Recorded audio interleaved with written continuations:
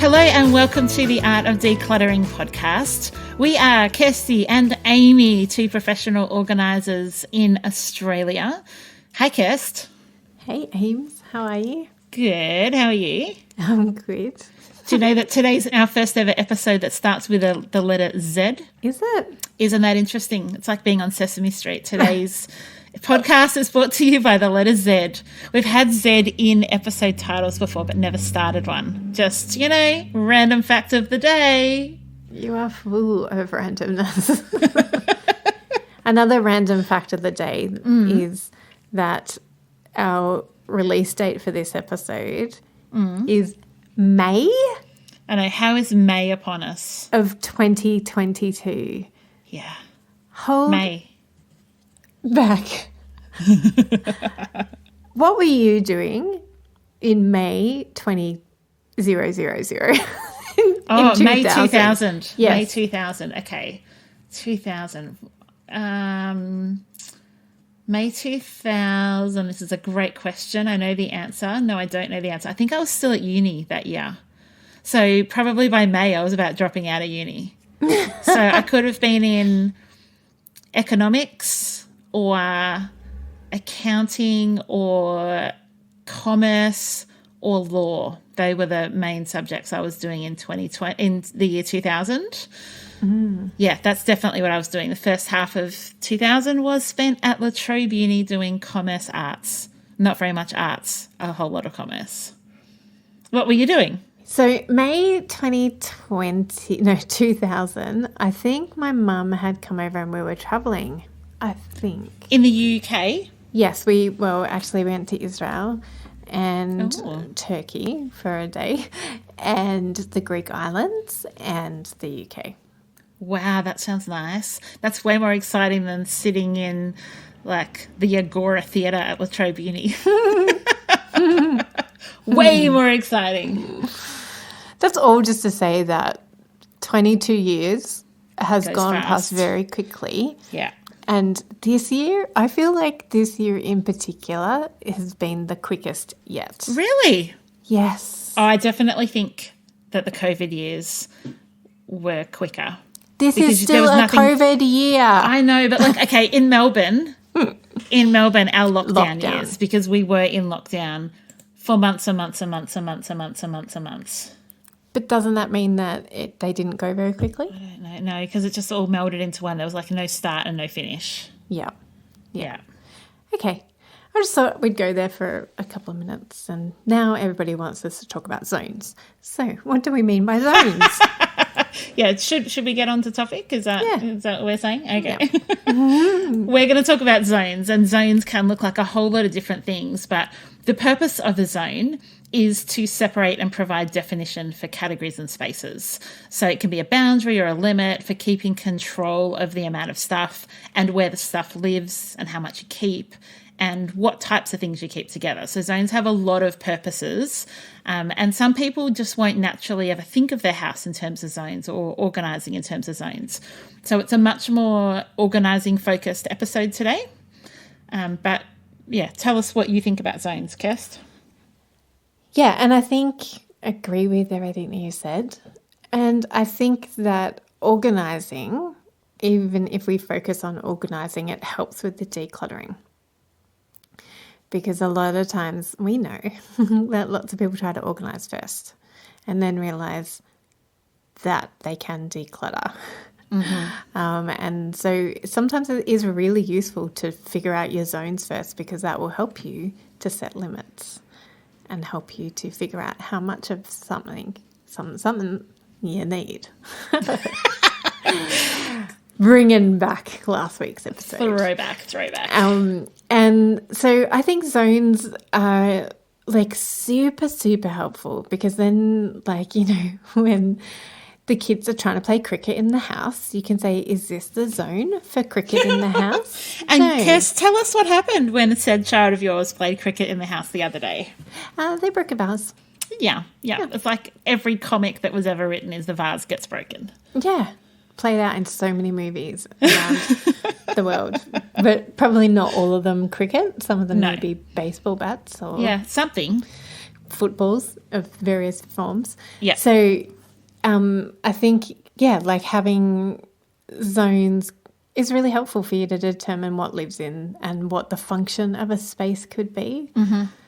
So many good reasons to have zones. Yeah, and how do you know if something's out of place if it doesn't have a zone? Like literally the reason I would know something's out of place, say on the bookshelf next to me, is because anything but a plant is on top of it, because that's a plant zone. And so if I put a cup or a book or a bit of rubbish or something on there, that's how I know it's out of place.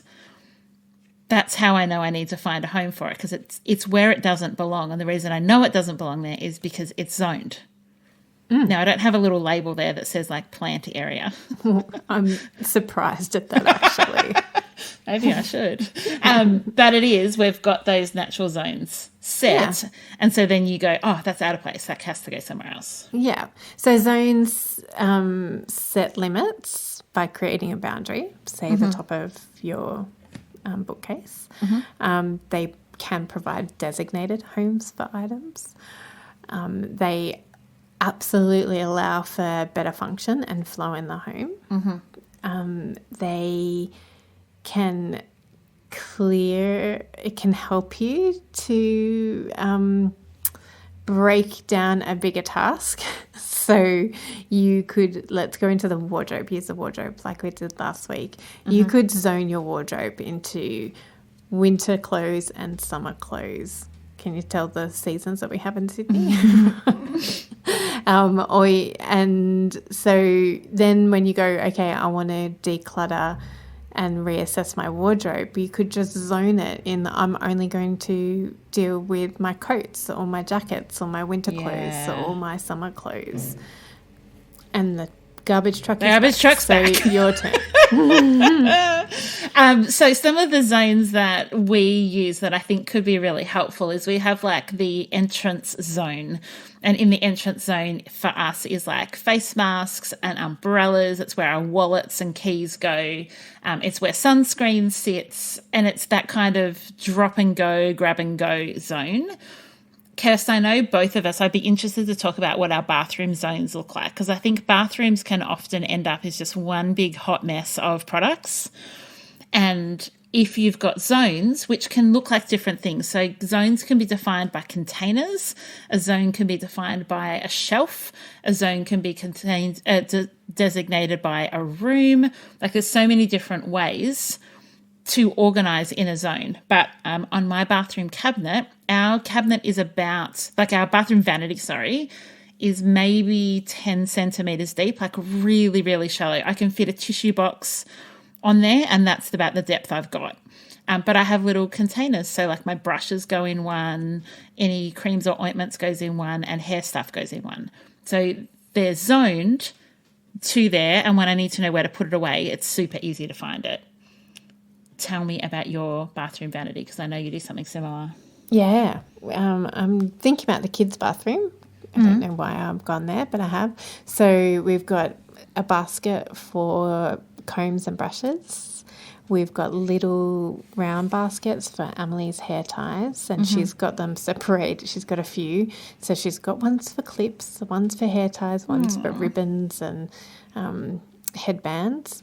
And then back under the bathroom sink, we've got a basket full of the ointments and the creams that the kids can access. And my kids are 10 and 12. They don't put inanimate objects in their mouth now. And then we don't have them containerized at all, but we have a designated space for my beloved toilet paper and the tissues. And then I definitely, I know where wheat bags are because they live in the kids' bathroom. I know where clippers are because they're also in the kids' bathroom. We've got a much deeper, we've got a normal size vanity. Normal. Yeah, mine is abnormal. Yes. Your bathroom is tiny though. It's tiny. It's tiny. But actually, if I rebuilt our house, Kirst, I would probably keep it the same because it's such an efficient use of space. Like it is absolutely tiny, but it actually doesn't need to be bigger. Yes, and because you'd be designing it for you and Cal, who neither of you are overly high maintenance. No, we are not. In the in bathroom, the beauty area. In the beauty department. No, we're not. Yeah, and similarly in our bathroom, we have containers for different products. So, and so it's really easy, again, to know where to find stuff and where to put things back.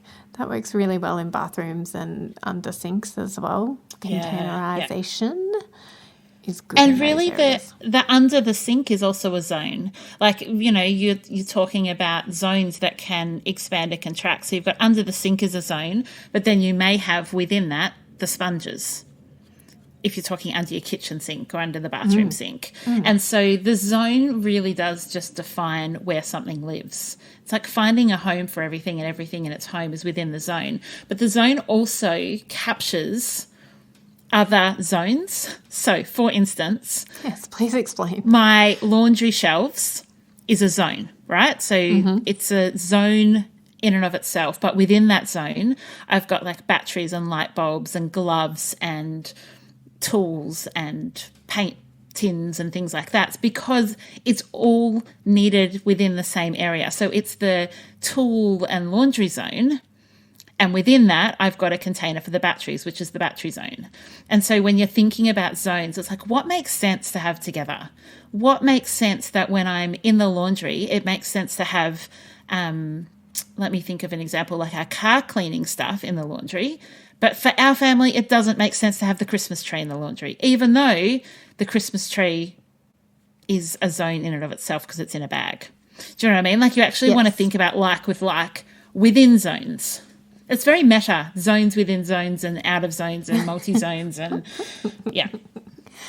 Yeah, and there's absolutely a time and a place for having multiple zones of the same thing. For instance, you may have two bathrooms. They may be on different levels of the house. So you may want towels in the upstairs bathroom and towels in the downstairs bathroom. Or you may have a pool. And so you may want beach towels and pool towels accessible closer to the pool than upstairs in the upstairs linen cupboard. Can you give us an update on your pool, just while we're at it? Hopefully by the time this goes to air, it will be further along than it is. But we are still in the curing process at the moment.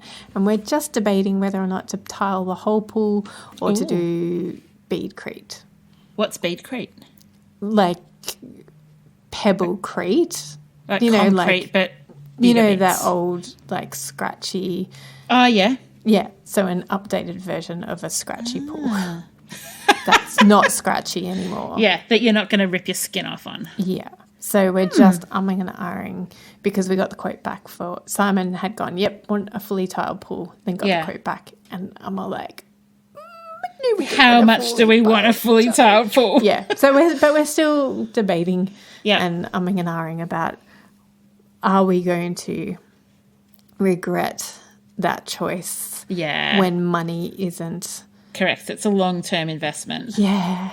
Because, you know, like I said to him, I regret now not putting a pool in and not sucking up the financial investment of putting a pool in 7 years ago when we moved in here. Because we would have had a pool for the last 7 years. And the cost of it would have been less, and all for all those reasons. And the same, like, you don't really... You know, when you're buying a house, yes, it's a huge investment at the time, but years later you may not even remember the exact figure that you spent. And it's all proportional too. Yeah. So I was just saying we need to make a decision for the long... We need to think about our future selves and what our future selves are. Our future selves going to regret not paying that exorbitant amount of money to put tiles in, or are they going to be thankful that they weren't in debt for any more than the cost of the pool? Yes, that's right. It's almost a throwback to last week's episode where it's items versus space, and you're trying to decide basically that. It's like the items versus the cost. Like, what's the cost benefit of this? Yeah. Anyway, Side zones. issue. Zones. Yeah, back to zones. And yeah, we were talking beach towels, and that's how we got onto the pool. That's right. So there's absolutely a time and a place for having multiple zones. You just want to be careful that there's not too many that you never know where to find something. Yeah. Something. Because what you could do is basically say that all of the beach and pool towels will live together rather than some are in the bathroom, even though there's going to be bath towels in the bathroom. Okay, but specifically beach and pool towels are going to live in the laundry or wherever. Yeah. So you can create the zones to be specific or wide-ranging depending on what you're wanting to keep in it and how many other places it will be kept in a house. Yeah. Yeah. Talk to us, Kirst, about zoning a space. So we've talked about cupboards and shelves and that type of thing, but when it comes to a room, often when we're working with clients, there's a room that kind of has no direct purpose or vision, and they're like, well, I kind of need somewhere to be able to study, but also we need to spare room for when my parents come and stay, but also where are the kids going to play? What are some ideas around creating zones within rooms? Great question. I think it also comes back to our episode last week, is how much space do you want to give over to that particular purpose within a room? Mm-hmm. So, for instance, we've got a study or a spare room, but we want it to be multi-purpose, like you said. So what type of furniture are we going to put in there? How often do we need a bed? Could it be a sofa bed so that we could use it as a sofa so I can watch the kids play? Or I could sit and lay on the couch and read a book, or I can sit and be on the computer and watching YouTube or doing a little bit of work while sitting on the couch. And the kids have still got plenty of room in that floor space in that room to play. But then go, okay, where are we going to keep their toys? Are they going to go in the cupboard in that room, or are they going to line the walls of that room? And therefore, is there going to be room for a desk as well? Mm-hmm. So that's why it's really helpful to know what the purpose of a room is and think about the functionality and how your particular family, you in particular, work and function in a home. Because what works for me in my home won't necessarily work for you in your home. And so what is it that will work for your home? And how do you still create zones within that one room? So let's think that the room has let's presume that it's got a cupboard. And so you could then go, okay, we want space for our parents' suitcases to live in the cupboard when they're here, but we also want the kids' toys to be in here because they only come in here when I'm working, for instance, or I'm just entertaining the toddler while I'm trying to be in a meeting. And I want them to be safe, so I've got to close the door, but I don't want too many toys out, and I don't want noisy toys in here. I want quiet toys so I can not look like a harried mum on a Zoom meeting. So then how do I make it easy for the toddler to get those toys? So they probably need to be out, or do we set it up before I go into the meeting? So it's just thinking about the functionality and how you want to use that space, and then deciding how much of that zone do you give over to those particular purposes. And I think one of the joys of being decluttered is that you do get to be creative in how you use that space.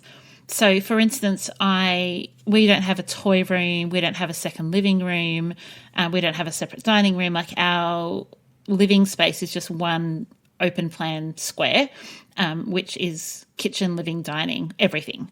But when the kids were little, did we have a play area? Yeah, we totally did, but it was zoned next to the fireplace, not when the fire's hot. And Did I have an area to study? Yeah, I did. It was just zoned to where the desk was in the corner of the room. And so you can create zones with furniture. So obviously the desk creates a work zone, or you might have a play mat that creates a play zone, or you may have, as kids get older, you may have their consoles, and that type of thing creates the gaming area, and you're zoning based on what's there. You can also use your furniture as like physical zoning. So I want to split this living room into two. So I'll put the couch down the middle, and on this side is living space, and on this side is the playroom. So you can, use that one big open space, but have multiple zones within it. Yeah. I love it. So we want to encourage you to think about, like, is there something that seems out of control or cluttered in your home? Like, how can you create a good zone for it, and how do you contain it to that zone?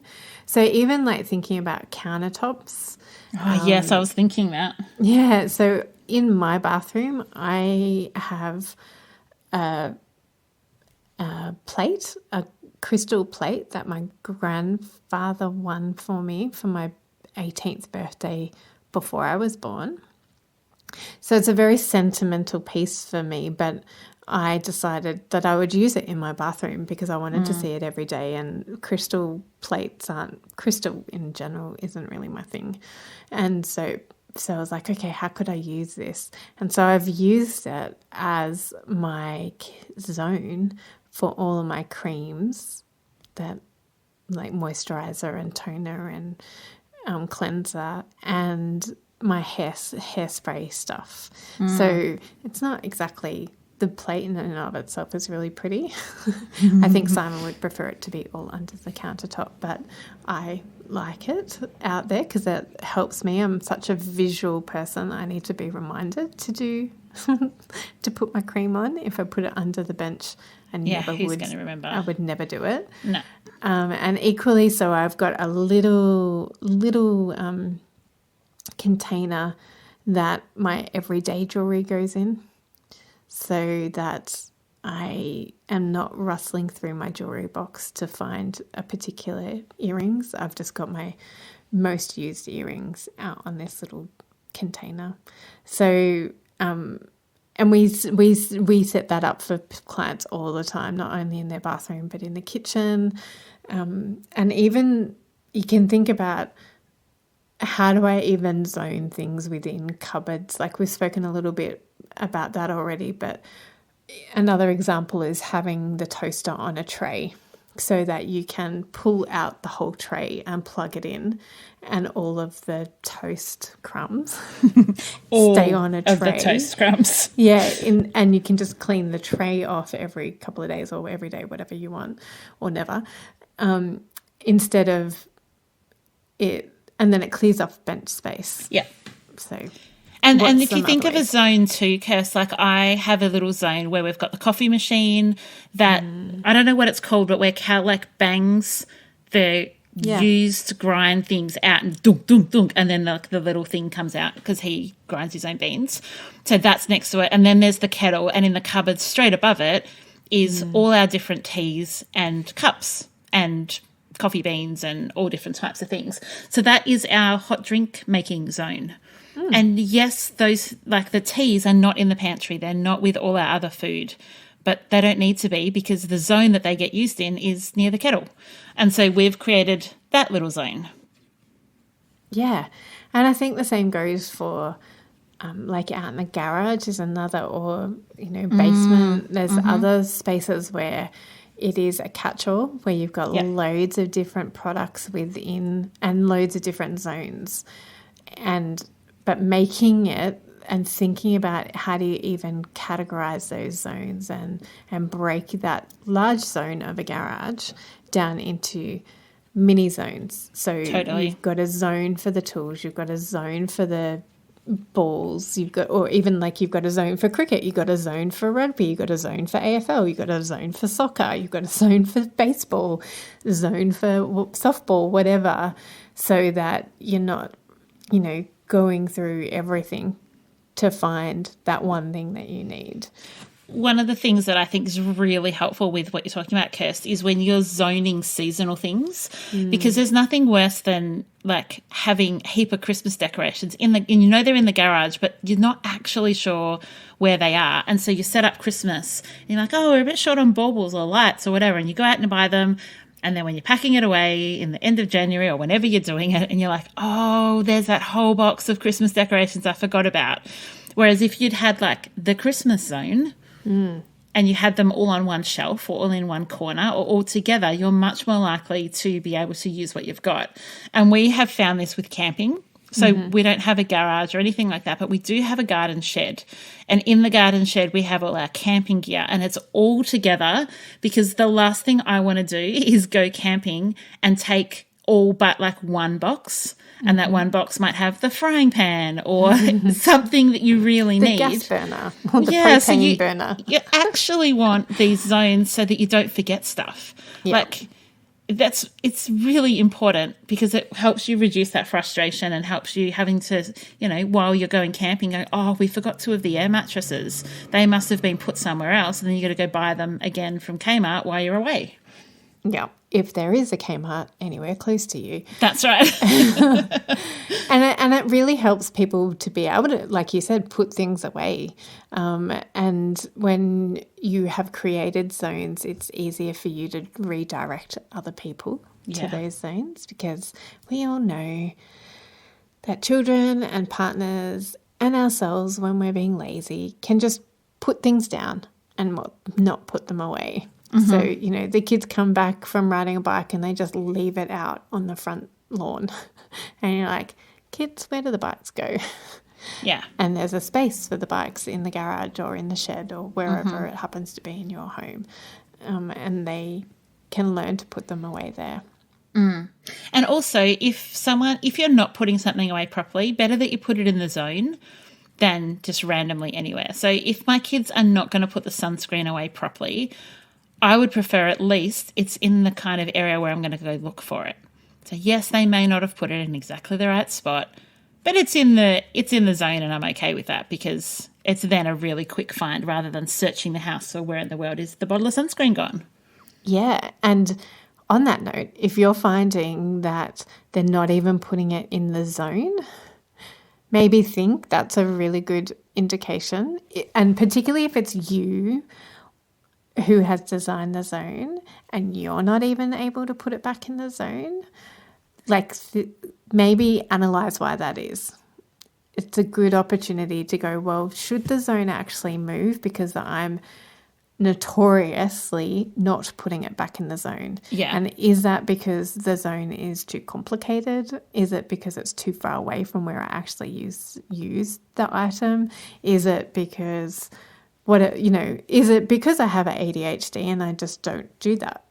I don't put things away. Where's it falling down? That's right. Yeah, and all of those answers are fine. Like there's nothing wrong with any of those answers. It's then solving for that problem.